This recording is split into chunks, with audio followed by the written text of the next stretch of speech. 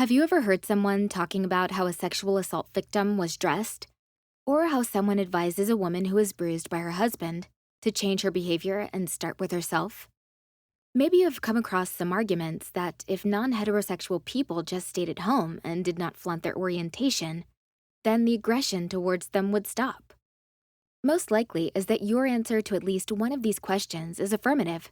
That's because victim blaming is an extremely common phenomenon that literally permeates any discussion around violence and discrimination.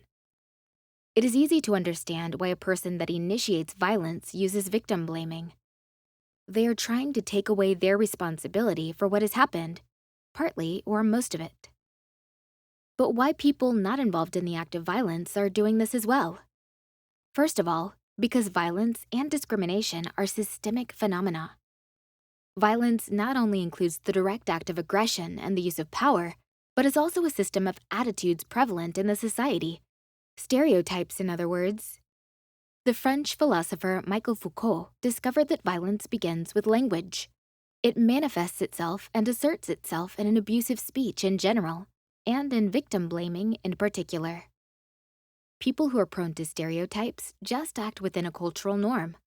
Such opinions may be expressed without any malicious intent, but they still can bring a lot of pain to the victims of violence.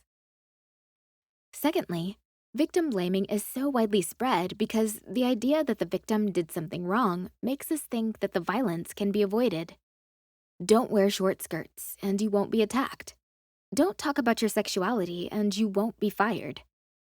People separate themselves from the victim, imagining that violence only can happen to some particular people.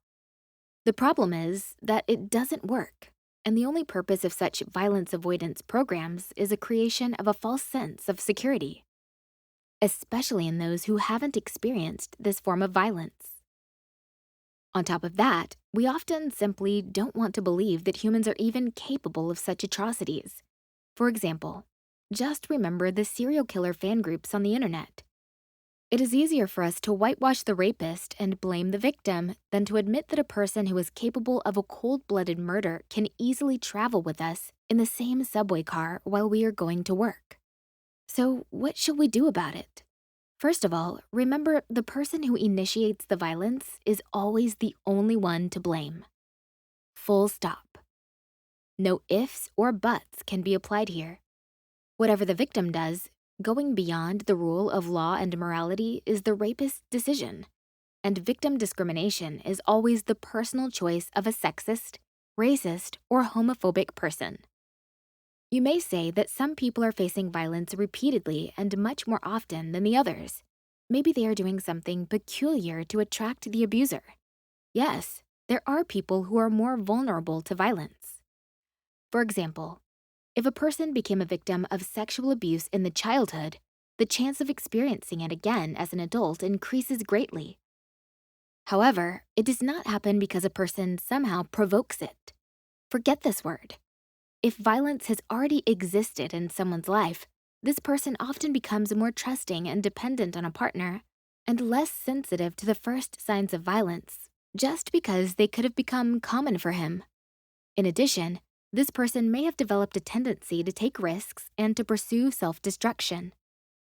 Often because a person's self-esteem decreases after the traumatic experience, this person starts to feel guilty for what has happened and even often discreetly or openly thinks about committing suicide. All of this is just the law of the psyche and a great injustice of life at the same time. If you see judgments about the possible guilt of the victim as something harmless, thinking these are just words after all, remember that this can cause the so-called secondary traumatization in the victim.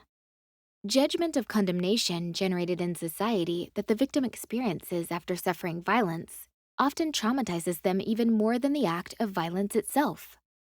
If you yourself have suffered from violence, you may need the help of a specialist in any case, or at least you may need a lot of social support. Try to find a nonprofit organization in your city that focuses on violence or discrimination. There, you are more likely to acquire a supportive environment. You may be afraid to ask for help because you are scared that people might blame you. You have the right to be careful and not to share your experience with everyone. But it is extremely important to find people who will support you. If you just can't find such people at all, be sure to contact a specialist, or at least try to contact a helpline support service.